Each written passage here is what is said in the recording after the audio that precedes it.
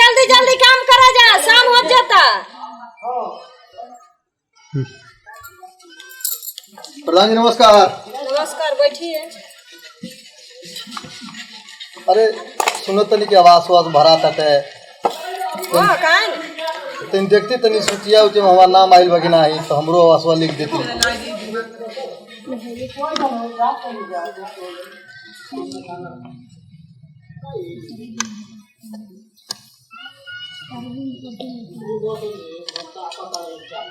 BPL सूची में का नाम रही?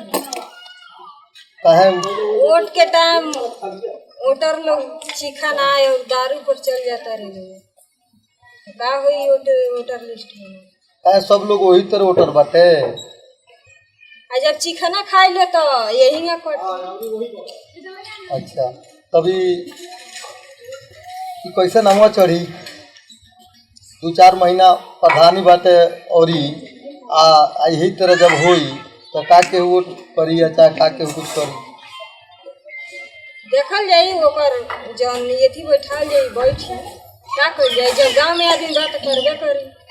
अच्छा तो देखती मने होखे वाला हो जल्दी है तो हमरो नामवा मन सूचिया में डलवा देती। ठीक है बाटे, वोटवा का टाइम आते बा देख लेता हो जाई। अच्छा तब चलता नहीं। नमस्कार प्रधान जी। ठीक है, नमस्कार। नमस्कार प्रधान जी। नमस्कार, बैठे। का हाल चाल बा? सब ठीक बाटे। घर के काम बड़ा लेट चालू हो गई काहे? का कइल जाओ, लॉकडाउन से अभी फंस गई। हाँ बात सही भाई। भाई का आई रहना है बड़ा रिश्तेदार बोलत जाता हूँ रास्ते में सुनी नहीं। वो आई रहना आवास।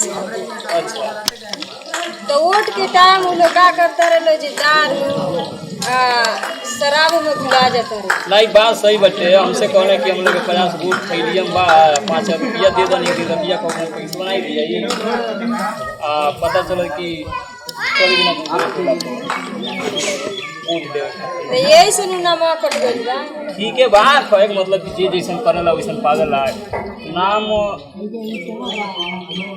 2-4 दिन के नया जोड़े के रहो ठीक है। ठीक बा, जोड़ा जाई। अपने आदमी को देख के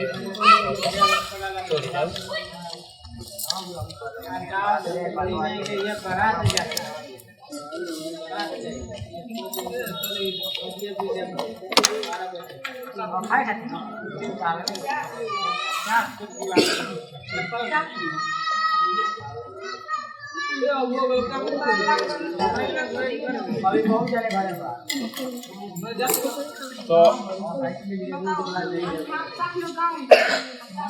काम हो जाए ना फोन।